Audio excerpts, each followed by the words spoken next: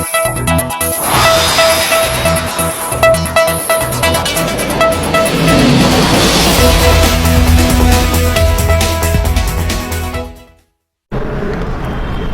देख रहे BQ7 news और मैं हूं आपके साथ कंचन। आज सहारनपुर में विश्व मानवाधिकार परिषद के राष्ट्रीय प्रवक्ता मौलाना अनवारुल हक ने प्रेस वार्ता की, जिसमें उन्होंने चुनाव आयोग को चुनाव के दौरान जो गलतियां हो रही हैं उससे अवगत कराया।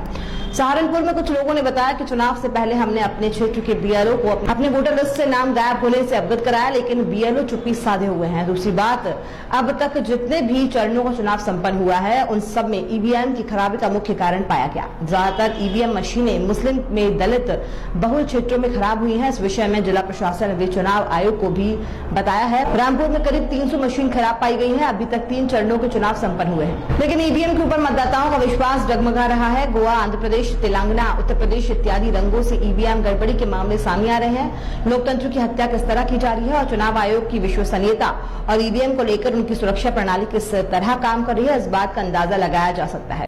मशीनों के साथ तोड़फोड़ के मामले सामने आए हैं। मुजफ्फरनगर में हाथी के चुनाव चिन्ह बटन दबाने पर कमल के सामने वाली लाल बत्ती जलती हुई दिखी।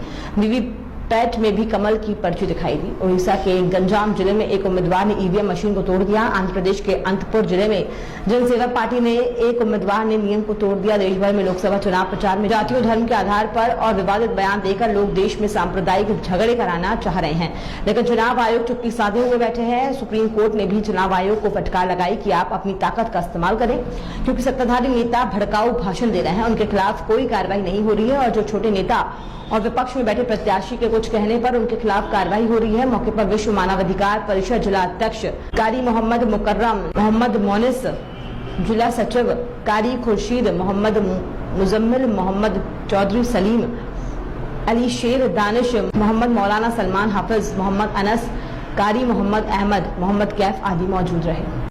देश के अंदर चल रहे चुनाव के अंदर और हो रही परेशानियों को लेकर के कई मुद्दों के ऊपर चर्चा की गई है।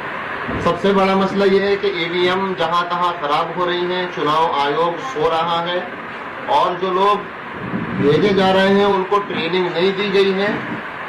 पूरा जिला सोता रहा, यहाँ तक के 300 के करीब रामपुर में, 100 के करीब सहारनपुर में, 200 के करीब बिजनौर में अलग अलग मकामात पर और खासतौर से वहाँ पर जहाँ पर मुस्लिम और दलितों की आबादी ज्यादा है वहाँ पर शिकायतें मौसूल हो रही हैं कि वहाँ पर EVM खराब है, वोट किसी और को दे रहे हैं, जा किसी और को रहा है।